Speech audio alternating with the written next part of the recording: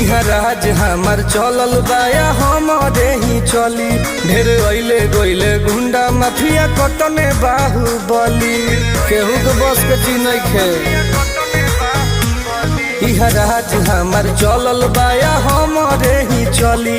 ढेर अइले गइले गुंडा माफिया कटने बाहुबली, मार के गोली बंद कदम बोली हरदम ला सुता दे।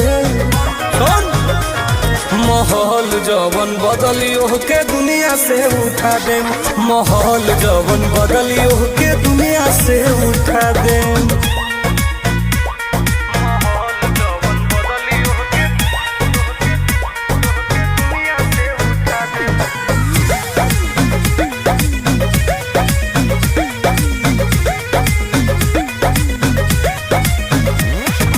पुलिस प्रशासन सरकार